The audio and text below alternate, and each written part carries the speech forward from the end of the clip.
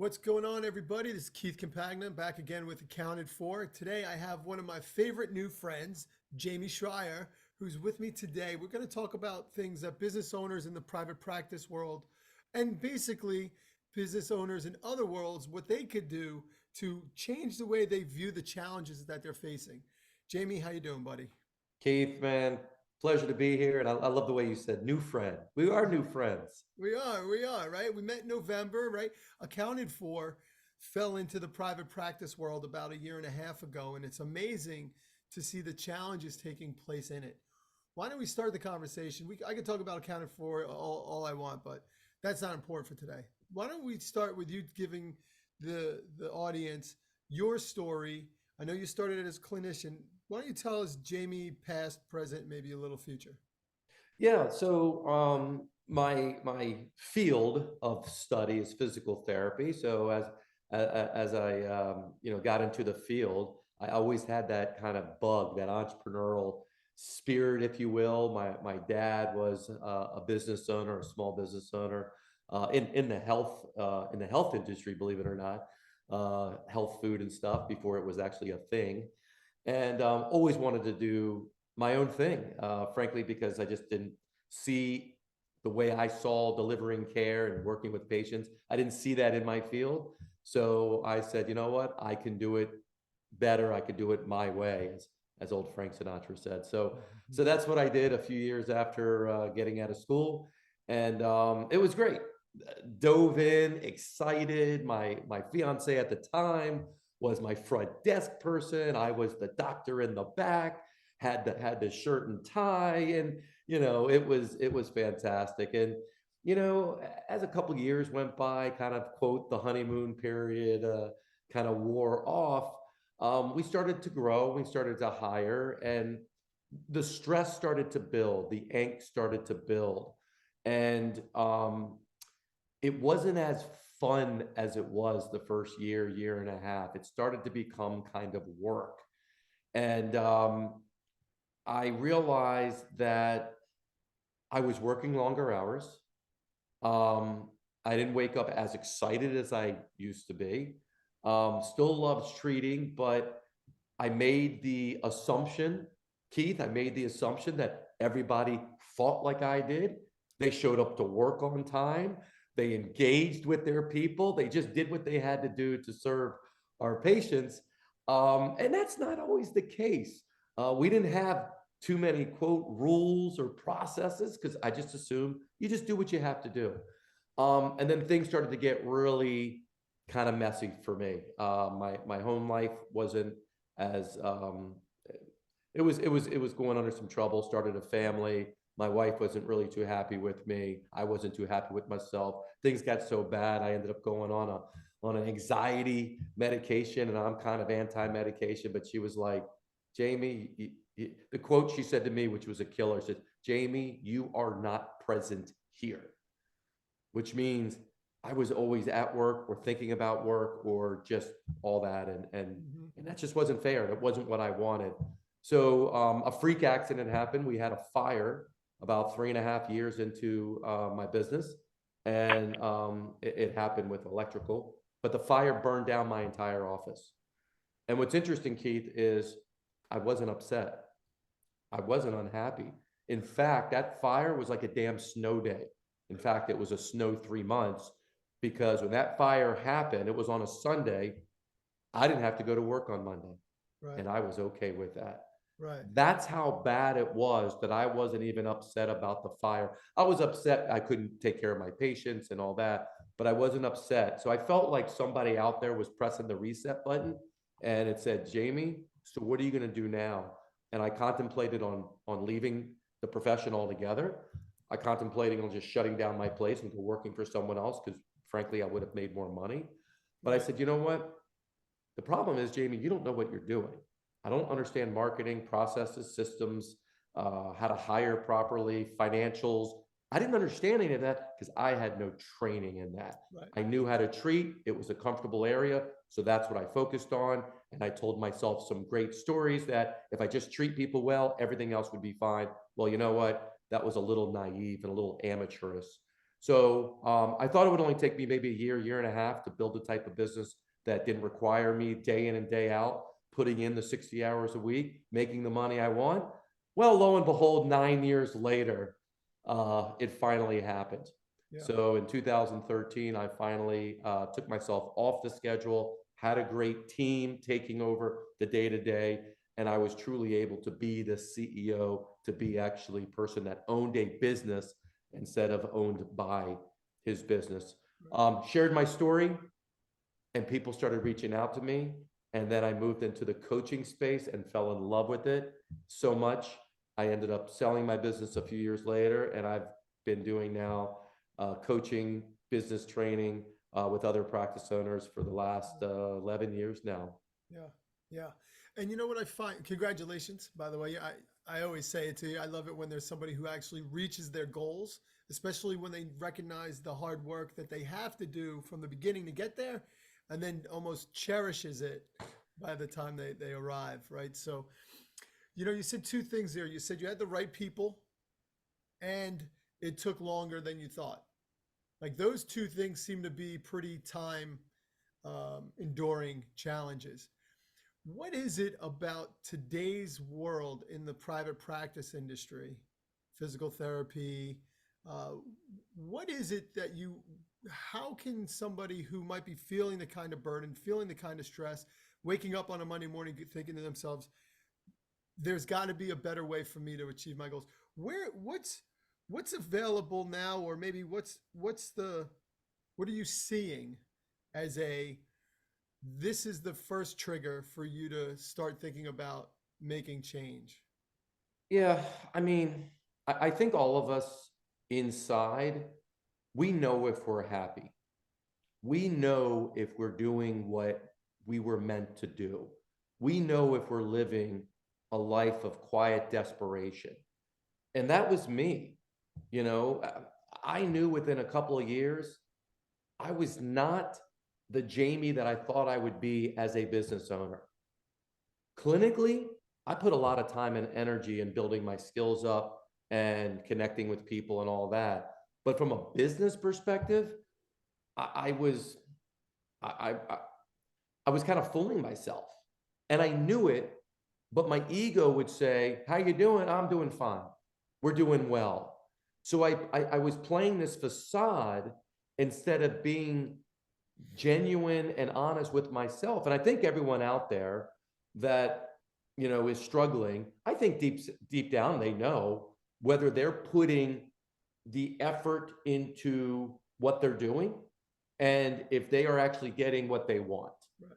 And that was me. And I'm not saying if the fire didn't happen, I was already moving towards, you know, getting help. Yeah. But the fire definitely gave me an aha. And I think all of us have a moment, you know, something that happens, doesn't have to be as dramatic and drastic as a fire, but it's like something that says, so what are you really doing? What is this about? Right. And, you know, it's about acting on that, Keith. Yeah. And it's hard. Yeah. It's really hard. I mean, we live in a world now more than ever of immediate gratification. I mean, my kids, I mean, God, if they don't have some stimulation every half a second, you know, the world is going to end. And you know, as business owners, we don't keep ourselves busy on purpose, but we are busy because we are handling so many things in our business, especially if we're still in the delivery of care or whatever it is that you're selling. And we just stay almost in this world of numb, this world of, well, everyone else seems to be doing what I'm doing, even though deep inside you go home and you're like, this is not what I'm about. This is not who I am. I thought I would be better. And I did this for a long time before I made that commitment to say, this is the picture that I've always envisioned, and I will do whatever it takes to get there. Yeah. Right now, something doesn't work out, we quit, or we put a story on it. Well, the reason I'm not more successful is because the insurance companies are reducing reimbursements. Although that may be true, that's not the reason why you're not making more money. well, there's no therapists out there to hire. Although there might be less people available, that's not the reason you're having problems. Like, it's hard to come to grips that the reasons that we are where we are is because of the decisions that we made. Right. That's what's really difficult, Keith, and not everyone wants to come to that truth. There are some people who do, and those people will start to take action and make different decisions. But there's a lot of people that, for whatever reason, maybe it's just too hard of a pill to swallow. Maybe they don't want to lose their identity as a clinician. So if I really become this successful business owner, I'm losing my identity. There's lots of other psychological things, but that's what I see out there. Yeah, I do too, and I know with my coaching efforts, the thing that there are two things that I think that come to mind right now. One, most of the people we're talking about are the entrepreneurs, are the leaders, are the go-getters. They'll take the emotional downturn, they'll take the sacrifices, but what they don't often do is ask for help. I think that's a skill set that people who have drive and have become part of the grit movement, right? Like, you got to grind it out. I know for a lot of successful people, asking for help is not something they're necessarily comfortable with, which leads me to my next point. Those individuals will continue to build up stress. And there's one thing that that comes to mind for me is the idea that, like, the opposite of stress is not no stress. The opposite of stress is creativity. And to me, I find it very interesting that if you could, when a business owner gets put into an environment where they could relax a little bit and see the problem differently, like you mentioned, reframing. Yes, there's a recruitment challenge in the industry. Yes, reimbursement rates are going down. All true. But let's put those to the side and let's reframe what's actually going on and see if we can't lower the stress. And I've time and time again opens up creativity.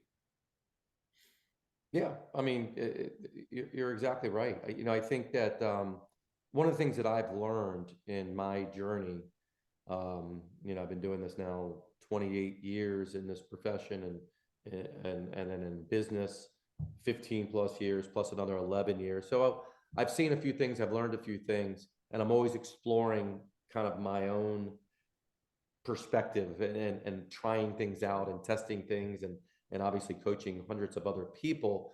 And there was a book called Ego is the Enemy. And I remember kind of reading it. And, my ego was too high to actually accept what it said. But as intelligent people, if you're in one of the professions like physical therapy or some kind of medical profession or mental health or accounting or lawyer, it is a high achiever, intelligent profession. Meaning you've been rewarded your whole life for getting good grades. You've been rewarded by someone else who says, you got a great grade, so you are good. And then all of a sudden we go into business and we're saying you need help, you need a coach, you need a mastermind or a collaboration. Well, in school, that's called cheating. You need to just buckle down and work harder. When you didn't have good grades, your professor said, work harder. So this gets ingrained in our psyche. And then we get into the business, and what do? We work harder. Right. But the results aren't there. See, the results aren't grades. The results are your bank account. The results is your team. The results is how much quality time you're spending with family and doing the things that you love and writing checks and not worrying about it. You see, those are the results we're basing off of. We're not basing off of some academic institution that tells you this is the results you got. That is hard, deeply wired in us. That is not easy to rewire, which is why as a coach, what I do with our clients is we are kind of rewiring how they think about these things, because working harder and just putting more grit isn't the answer. Right. Grit is a requirement. It's just not the solution. Right. So that's where I see a lot of people struggle because they're cross between this, I know I need help, but I don't want to feel like a failure or not knowing, because I've always known. I've always known. And that's what I struggled with so much. Right. I walked around with bravado and an ego because I got good grades. I've been told how smart I was, how successful I am and all that. But it was just BS, because in my business, I was not what everyone saw I was, because And I didn't have any money and I worked 70 hours a week and my home life was moving into shambles. right. Not exactly the success points I was going after. No, and is there a class in that? It's at PT school about how things get really, really hard, really, really No, fast PT sometimes? school, just like most of the other professions, their classes are about clinical knowledge. Right. How do you learn more and more clinical? They are not there to teach you about business. That's not what they are there for. Right. The schools are there for one reason, no matter what professional school it is. I've talked to the directors. They're there to help you pass the boards. That's what they're there for. Because if they help you pass the boards, then you now are a licensed professional, and then you can do what you want with that. Then you become accountable to the state in which you're licensing in. Now you have to follow those rules and laws. But that's what the schools do. So I asked the school one time, I said, look, I'm willing to come in on my own dime, let people on their own time, and I'm willing to talk a little bit about business and what it takes and all that, because I had a bunch of people reach out to me. And the executive director, person in charge of the whole school, this was at Maryland, my alma mater, said, no. I said, well, why not? They have enough on their plate. They don't need something else. Until they That get was into the the real world. mentality. Until they get into the real world, right? And then let them figure it out. It's not their problem, though. Right. I mean, that's basically what she said. She's Right. very nice. Right. I don't know if she's still there, but that was really the mindset. So we're getting out of school with that mindset, not prepared for going into a business and then waffling around in the wind like a little paper bag in the wind or a plastic bag in the wind, ending up wherever we end up. And we're wondering, well, why am I not better than I was? I'm really smart. Well, your intelligence has nothing to do with how good you can run a business, build a team, communicate, understand financials, understand operations, and that's why there's literally professions around MBAs and all that other stuff. Like, we don't have to have an MBA to do this, but you're discounting all those things it takes to do that. You're discounting it. At least that's what I did. I just thought that stuff was easy. Like, it wouldn't be that hard because I'm smart. Right. I had a rude awakening. And it's interesting. Sean and I went down, Sean Healy, the founder of Accounted For, went down to PBS this year just to learn about what was really weighing down the momentum of the physical therapy industry and just the trends and all that. And we came away with three things that everyone was talking about: reimbursement rates, recruitment, and knowing your financial data. And the thing that everyone kept telling us was that no one got taught accounting in PT school. And so everyone goes into the physical therapy world with their gut instinct, focusing on their clients and the patient care and growing the business, but they run the business basically off of gut instinct. It's been incredible to see what happens because what we do is we'll come in and we'll actually set up their financial data so that they can understand it. It's amazing, Jamey, how little is being done or being done to help physical therapists, private practice owners understand their financial data so that they can actually separate from the business and gain perspective.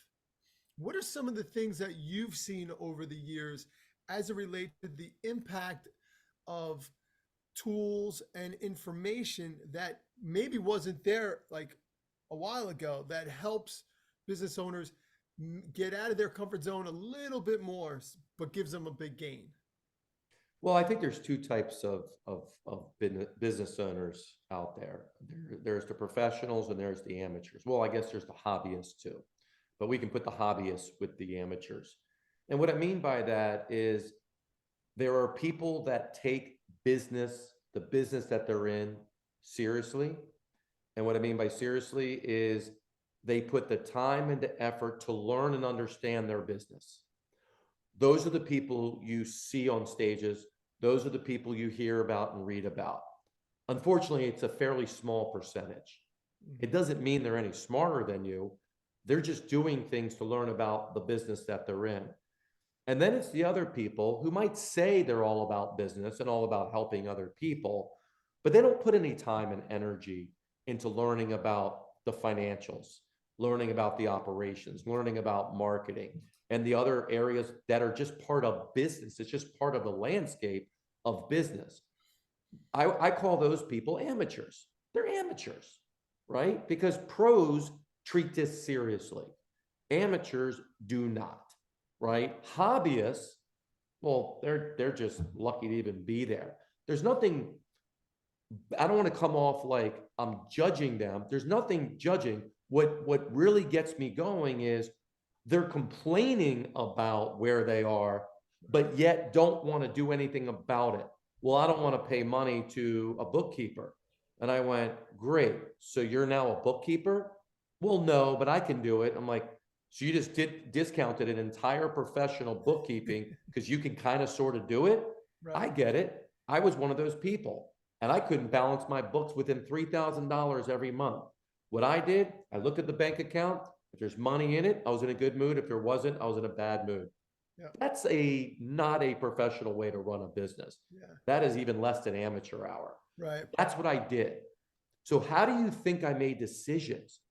I was making emotional decisions, very important decisions on who to hire or negotiating salary or whatever. On looking at my bank account, I had no budget, no forecast. I didn't understand a P&L statement, which is profit and loss statement for those people out there. I didn't understand that. And it wasn't until I started moving into, Jamey, you need to understand more about this business. You don't know what you're doing with bookkeeping. Go hire a bookkeeper. So I did a little research, put together what I wanted in a bookkeeper, ultimately what I wanted the outcome to be. Right. Interviewed a couple, hired someone, and it changed my life because not only were they a bookkeeper doing the work, they were also part of my team. Like I used them as a coach. I learned a ton about this stuff, which then empowered me to understand it and be able to make decisions off of it. Yeah. Something you mentioned just a couple sentences ago. You had said, this isn't what I want. I need to go learn this stuff. I need to get better at this. I would say that what I heard you explain between amateur and professional is one gets paid, the other doesn't. But the professional, generally speaking, has a sense of knowing what their goals are. So do you see that? Like, I can imagine in the private practice world, you get sucked into the vortex of the daily to-dos. You lose sight of the future. You lose sight of a vision, and you lose sight of a goal. How is it that people who are busy and listening to this, is there something like a quick trick? I don't like to use the word quick trick because none of this is quick or a trick, but like, is there something that someone could start to incorporate that helps them recognize that first level goal or that? Yeah, I mean, you know, there are no quick tricks, 30 days and 30 days. I mean, that's just clickbait. I think most of us know that, even though when we're desperate, we fall for it. We throw a bunch of money at it and then we realize, why did I do that? There's just tried and true principles of how to build and grow anything. Mm-hmm. Professionals have a vision. Doesn't have to be perfect. It doesn't mean they're going to hit the vision every time. That's okay. But they set a destination of where they're going. Yeah. If I said to you, Keith, we're going on a vacation. Yep. Pack your bags, let's go. The first question you're going to ask is, where are we going? Because if I don't tell you where we're going, you have a lot of decisions to make. Well, are we going for one day or more than one? Are we going an hour away? Or are we going to, Mexico for a week? Are we going warm or cold? Right. Well, if you say, so what's your vision in your business? Like, what's your goal? I don't know. I just want to grow. Well, it's like saying, Keith, where are we going? I don't know. Let's just get out of here. Right. You can't make any decisions now. Right. So if you can't make decisions that move your business forward, then what are you doing? You're just making decisions just for today. Yeah. To do what? To get you to tomorrow. And you never really start moving intentionally anywhere. Right. So professionals, people that are serious about doing this, absolutely, you have to have a vision. And we're just, getting out of 2023 into 2024. What a perfect time to say, you know what is it do I want this year? Right. What is the one thing, and I would say one, not three, not five. What is one thing that you want this time next year from now? I always say it to my clients, if you and I were talking a year from today, what is one thing that you would have accomplished? One thing that you want that's just more important to you than anything, not important to someone else. Don't grab someone else's goals.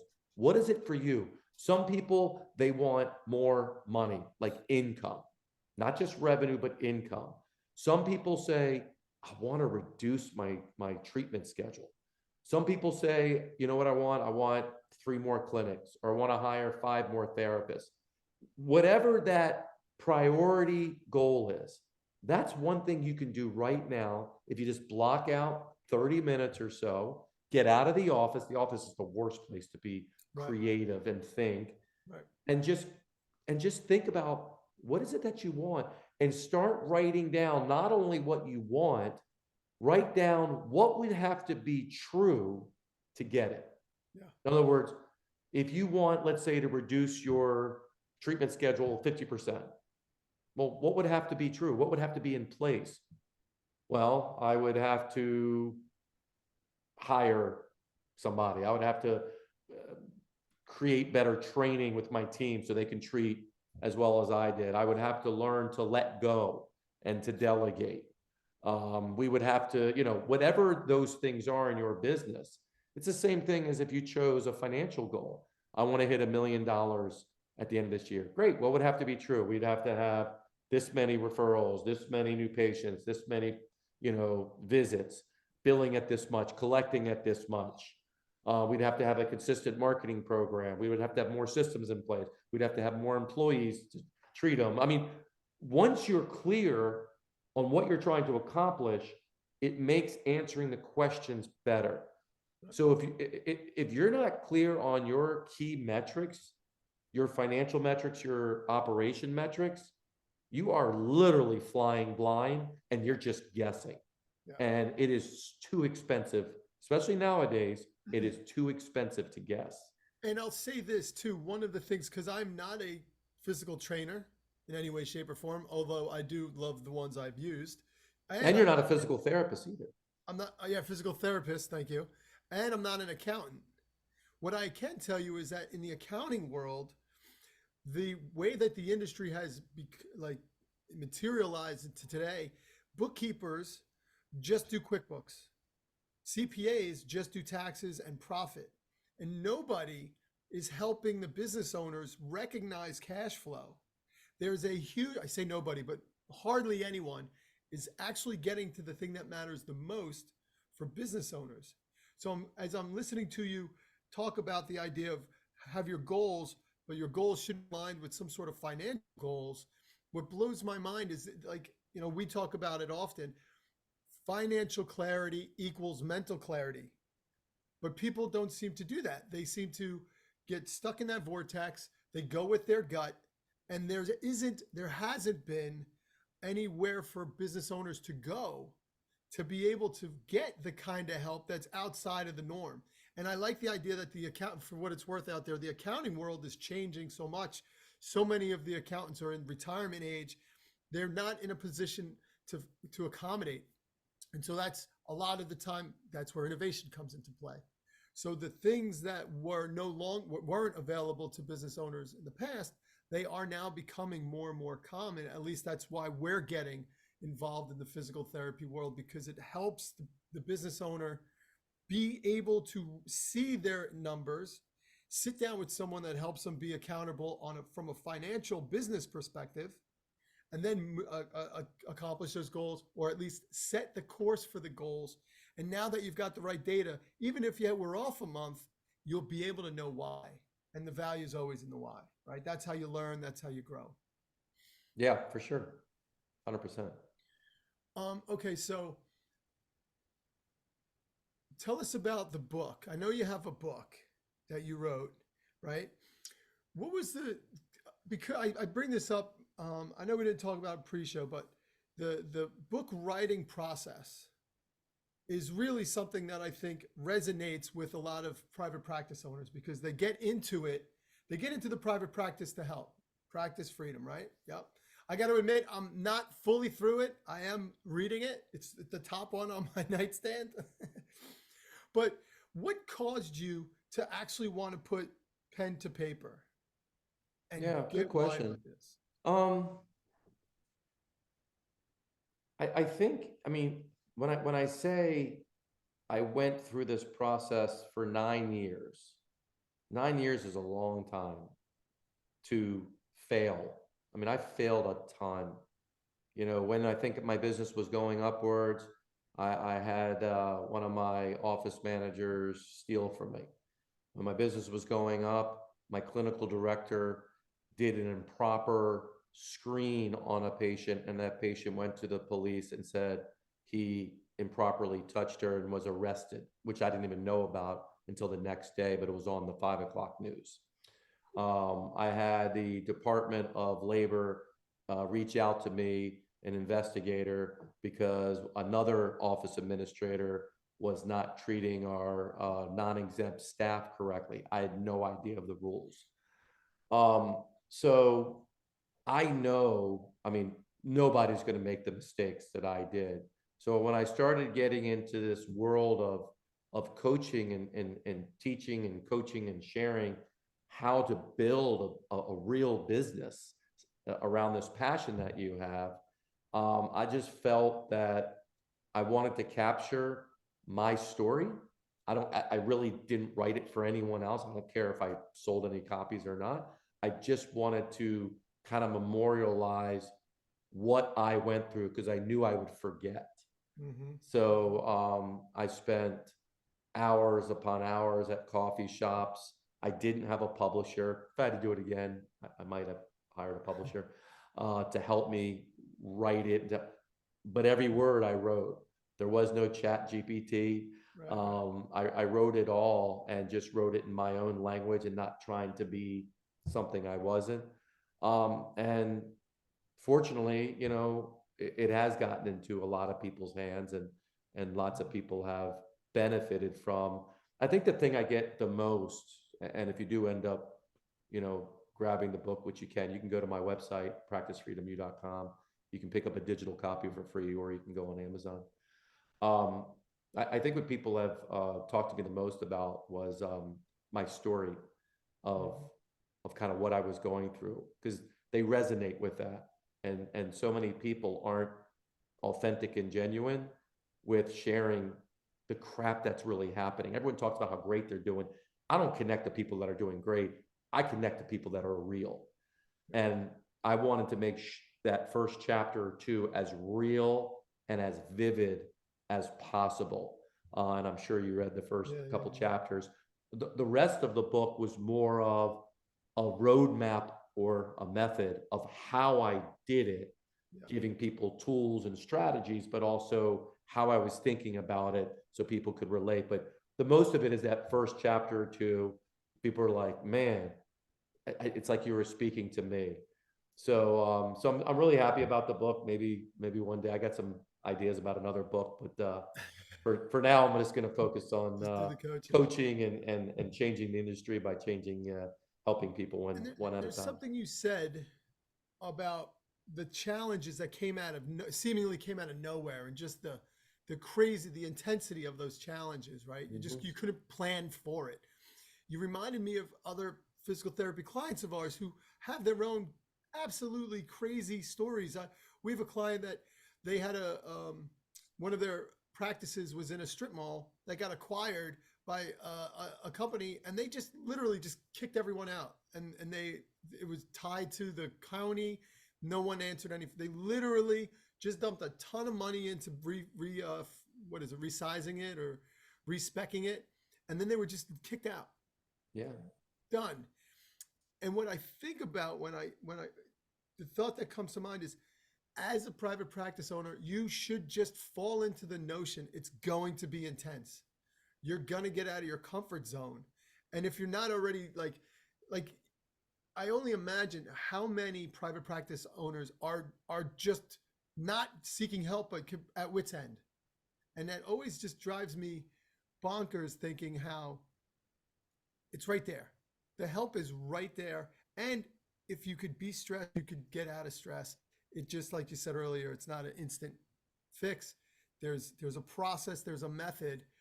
And I hope that these conversations like this, where somebody who's actually paying attention feels the urge to just look for someone to help them, because so far as I'm concerned, the other side of the tunnel in the physical therapy practice growth is a pretty rewarding place to get to, right? Like, Oh, hell yeah. I mean, to have full autonomy and control of your future, of your financial livelihood, of your time. I mean, I was able to do what I want, when I want, with who I want when I had my practice. I now do it in my coaching business, but what I'm most proud of is helping so many other owners who didn't think they could do it, didn't think this life was possible. You know, I mean, that's what this is about. It's about impacting people. The person you need to impact first is yourself. Right. Selfishly speaking, you need to take care of yourself, because you just beating yourself up, burning the candle at both ends, is not going to help your staff. It's not going to help your patients. It's not going to help your community. It's not going to But help. we have a tough time accepting that we can be good. We can do well financially. We can have lots of autonomy and control of our schedule. And yet we can still run a great business. You see, to me, there's no other type of business. Everyone has to win, but we've been taught there's a winner and there's a loser. This past weekend, football, there's winners and losers. Well, let's face it, everyone on that field won. Because if you look at how much they get paid and the life they have and the ability they have to play football as a profession, let's face it, they all won if you really look at it. Right. So are we winning as owners? No, we're not. We're struggling. So having this life, hey, you're going to work your butt off anyways. Why not work towards something that's really going to give you the things that are important to you? Yeah, and we talk about this too in our coaching sessions. There's a book that was written in the 80s called Finite and Infinite Games by James Schrier. And what he talks about is how there are two types of games. There's the structured, like a football game, 4 15-minute quarters. Whoever wins it, has the most points, wins at the end, game over. But then there's the infinite games. Life is an infinite game. What is the goal to win the game of life? To survive, right? So it's ongoing. And business, 𝐕𝐝𝐻 argues, is an infinite game. Infinite which game. means you have to understand the rules. And the rules, so many people cross over, and this is a whole tangent we're not going to go down today, but the idea here is that to play an infinite game using finite rules, you won't win. You have to expand your mind into the idea that you can continue to evolve. You can continue to grow inside of a business. You're not limited by the business structure. So it reminds me of, I guess, Simon Sinek basically took that and wrote his own book called The Infinite Game. And it's just a great shift in how to look at it. It takes a lot of pressure off. Like, even when I'm building and growing this business, the coaching business, I keep looking at, this is an infinite game, because I'm never going to stop. Right. You're going to put me in the ground before, I'm never going to stop. Like, this isn't like I'm just trying to reach the Super Bowl and that's it. It's a continuous type of thing. It's an evolution. All I need to do is keep getting that message out there, keep supporting the people that want help, and keep being a better version of me. And guess what? It's the exact same thing that we teach our clients. Just you as a business owner, just keep getting better every day. Right. Keep learning how to support your team and your patients. right? Keep moving your business forward, even though sometimes you'll have to move it back a little bit because some crazy thing happens, like the fire, or you get kicked out of your building, or whatever. That's a part of the journey. That will just be when those things were happening to me, Keith. This was like several years into my kind of moving my business forward into this practice freedom version. My wife would be freaking out. She goes, "Oh my God, you're going to be put in jail, Jamey." I go, "I didn't do anything. That was my stupid employee."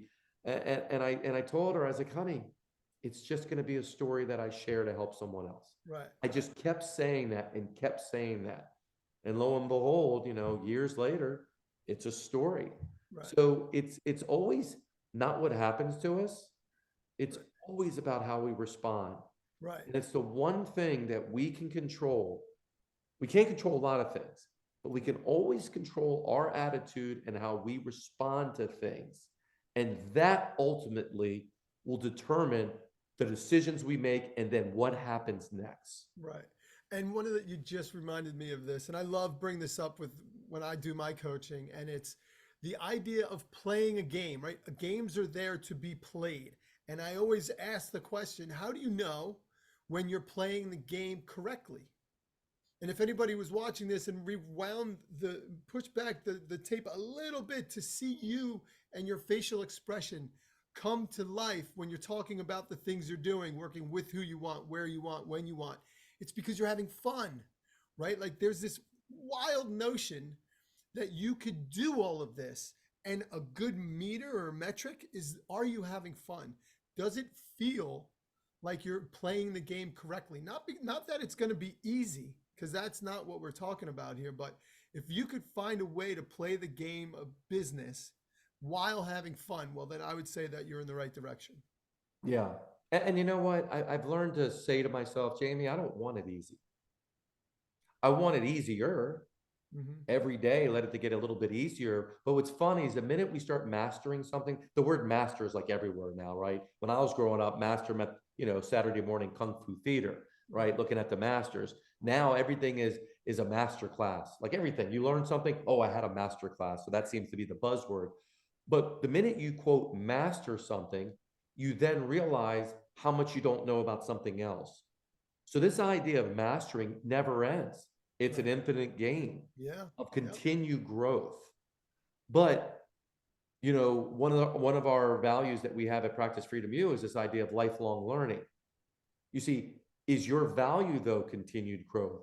Or do you feel like you've arrived? One of the things I would write in my book, when people would ask me to sign their book, I wrote the following saying, the enemy of thriving is arriving. I mean, think about that. When you feel you've made it, you stop working as hard. Right. You stop looking for answers. You stop asking questions. And I think sometimes we open up a business and we think we've arrived, or we get to a certain level of our business and we look around comparing ourselves. It's like, I hit the $1 million, I'm good. And the idea is just continuous. We're not after a certain goal for the sake of the goal. We're just putting in milestones along the journey, knowing the journey doesn't end, but we can certainly celebrate the hell out of the things that we accomplish. Sure. And that's what I kind of do this for, and help people realize. Are there strategies and tactics, and some people need those? Absolutely. There's tons of them right now. Get clear on your 1-year plan, figure out a 90-day goal that you can do right now by the end of Q1, and start working backwards of what you have to do week in and week out to start moving yourselves. And when you get there, ask yourself what worked well and what you could do differently or better next time. Right. That's it. And just continue to get better at doing that. Most of us, we compare ourselves, we get down, and we just stop. Yeah. And then life just pushes us around, and we're almost like a backseat driver, or even a passenger in our own business, because we don't feel like we have any control over anything that's happening. And then we create this victimization, and we become a victim without the ability to control anything. Yet we're controlling how to respond every single moment of the day. And what I find interesting is just the ongoingness of helping others. It's inherent in every single physical therapist. And there's this like this forget that they could be helping themselves, or at least finding someone that could help them become a better version of themselves, build the business better. Yeah. All of that. Yeah. When people say I want to help others, I always say bullshit. No, you don't. I go, you say you want to help others, but you're not. Because if you look at what you're doing to help others, you're not. Something is preventing you from helping more people, because more people need your help. Right. I mean, just in the world of physical therapy alone, we're talking about what, 8% of people are using it. If you look at, other professions, it's always a smaller number than you think. And it's because the private practice, the Main Street people, not the big, venture capitalist people, the Main Street people are not able to create a business that is able to serve more people. So the owner is trapped, and you can only grow a business so long when you're trapped inside of it. Right. Right. So it's, what do you really want? Now, if that's what you want, that's fine. Then let's just ease on the complaining and just go ahead and do your job. And that's fine. We call that being self-employed. Being self-employed is fine. You're trading your time for money. But if you want to cross the river to having actually a business that operates whether you're there or not, and you're at the captain's table steering the ship, that requires a whole level of different thinking, operations, strategies. You can learn it, but you got to want to do that. Right. So Right. some people will, some people won't. That's okay. We'll work with the people that want to. Right, right. And truth be told, there's a process to help uncovering what you really want. You just have to take the time to sit down, like you said, grab a pen and paper and start thinking about the things that you want. One goal. Just pick one goal for yourself, and away you go. All right, dude, listen, you know how much I enjoy talking with you. I know I'm going to see you in about a month and a half down in Florida, right? Brandon Siegel's conference. Absolutely. So I'm looking forward to that. Tell anyone who's listening where they can get you, where they can find you. Yeah. So the next step is to create this awareness around your own business. Sometimes what we think is going on isn't what is really going on. So I created a practice quiz, a very simple, short, kind of fun quiz that helps you really get a perspective of where you are in the 7 different aspects of your business. So the best place to go is just go to practicefreedomu.com/quiz.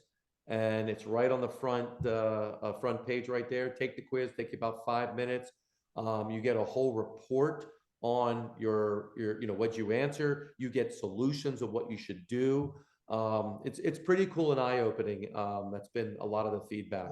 So go ahead and go to practicefreedomu.com/practice-quiz and take the quiz. Start there.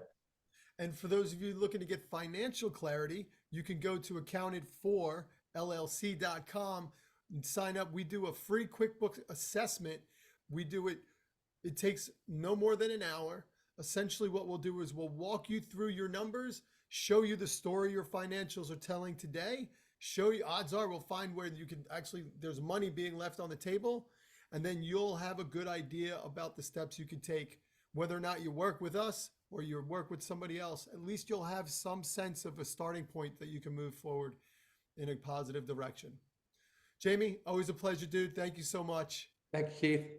All right. Well, take care, everyone. Cheers.